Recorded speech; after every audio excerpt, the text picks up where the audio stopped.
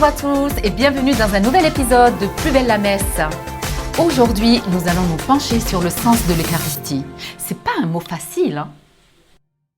Non mais c'est ce que c'est l'Eucharistie, on l'a vu plein de fois, c'est action de grâce, non? Pas si vite, Kylian, j'aimerais te proposer d'aller d'abord un peu plus loin.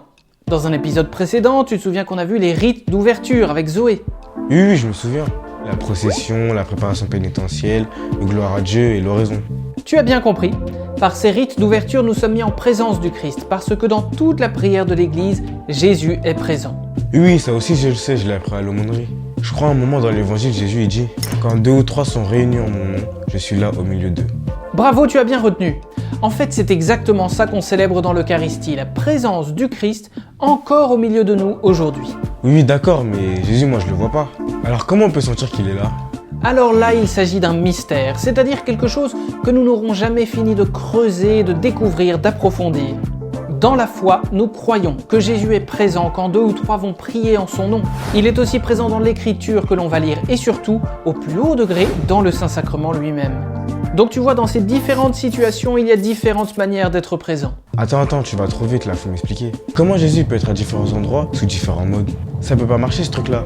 Sois bien attentif, Kylian, et tu verras que Jésus est vraiment présent dans ton cœur, qu'il t'écoute et qu'il répond à tes prières. Et bien de la même manière, Jésus est aussi présent dans la liturgie. Mais c'est quoi cette présence? Tu vas m'expliquer là?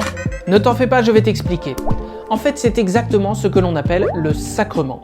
C'est-à-dire que d'un côté, il y a cette réalité que je vois, et d'un autre côté, il y a cette réalité plus spirituelle. Donne un exemple. Je vais t'en donner 2. D'abord avec la parole. Quand tu vas à la messe et que tu entends la liturgie de la parole, tu entends d'abord des hommes et des femmes lire la première ou la deuxième lecture. Ensuite, tu entends la voix du prêtre ou du diacre qui va proclamer l'évangile.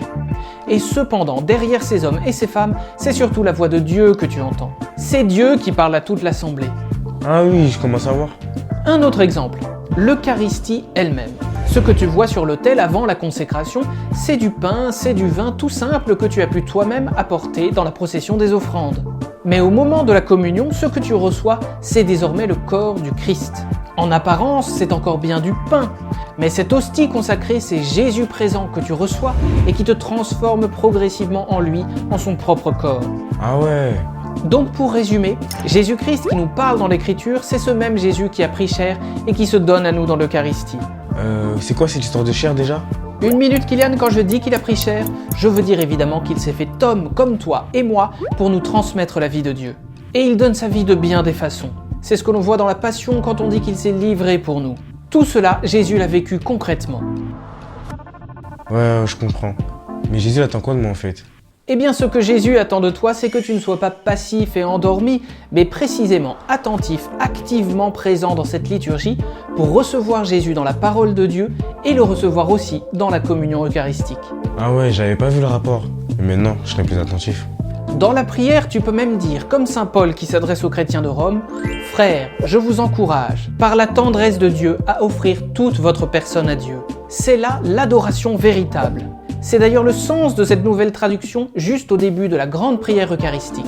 Le prêtre va dire « Priez, frères et sœurs, que mon sacrifice qui est aussi le vôtre soit agréable à Dieu, le Père Tout-Puissant. » T'inquiète, j'ai appris la phrase par cœur.